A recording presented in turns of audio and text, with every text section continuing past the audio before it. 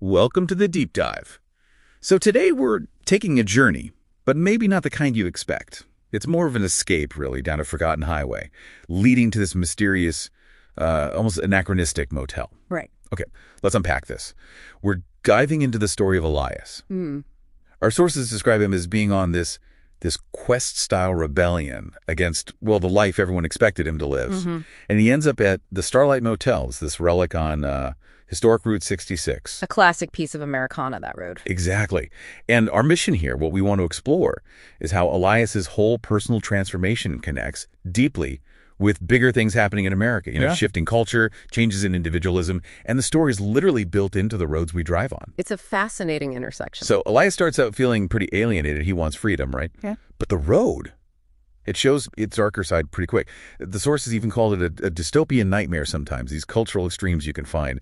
And he's not on some sleek, modern interstate. He's on historic Route 66, which is really kind of the ghost of a highway now, isn't it? Oh, absolutely. Largely bypassed after President Eisenhower's 1956 Federal Aid Highway Act brought in the interstate system. Right. So you've had all these faded places, old auto camps, diners, gas stations, just remnants, really, of what they call a golden age. Yeah. And then he sees it, the Starlight Motel. Its sign used to be bold, colorful, apparently, but now it's just shabby and worn out. Kind of charmingly run down, maybe. Yeah, exactly. It's a classic mom-and-pop place, these single integrated units, totally different from the standardized chains like Holiday Inn that eventually took over. And what's really fascinating, I think, is how the sources frame the motel's decay.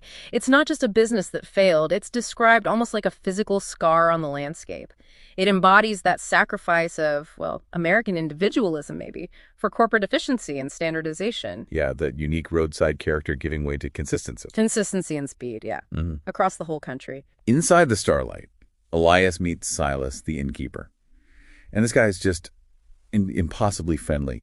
A living museum, the text calls him, full of local stories. The lobby sounds amazing, like filled with artifacts, a worn ashtray, this little pocket-sized bar of soap. Things you just don't see anymore. Relics, yeah. From when those details mattered, part of the experience. And Silas tells him how Route 66 was this absolute lifeline back in the Dust Bowl days, the 1930s. And then later it drew all the leisure travelers until, boom, the interstates bypassed everything. Which sets up this really interesting tension, doesn't it? It really does, because Silas, he seems to embody this idea of populism, community, rootedness in that place and its history. But Elias, he's the opposite. The quintessential individualist, right?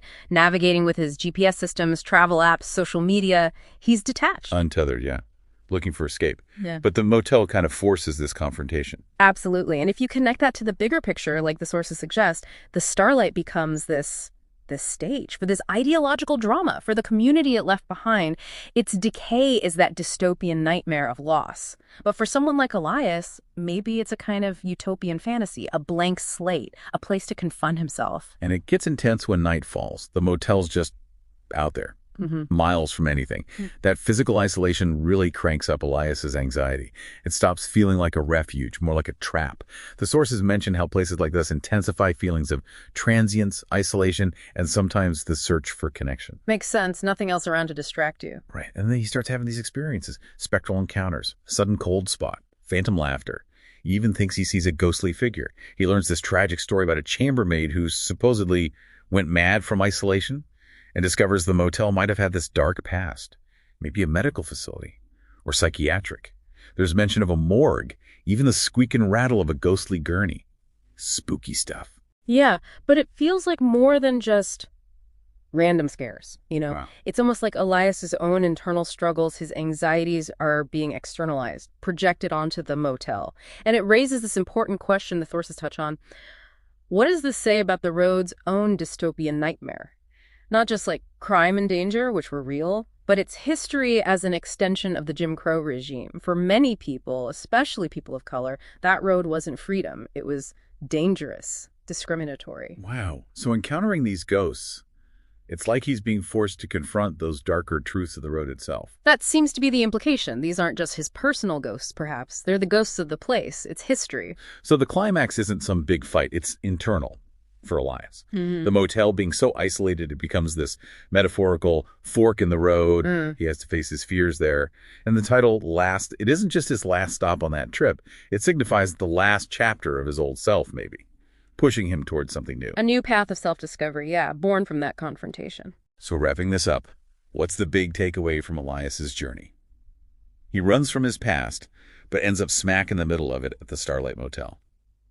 And he finds a way forward only by sort of listening, really listening to the stories, the road, and that place had to tell. Yeah, the history embedded there. Which leaves us with something to think about maybe for you listening too. How can even these really shabby and worn out places, steeped in decay and history, how can they become these powerful alternative spaces, places where your own anxieties, your own stuff, bumps up against these unsettling truths from the past, and maybe, just maybe, sparks a real transformation in you?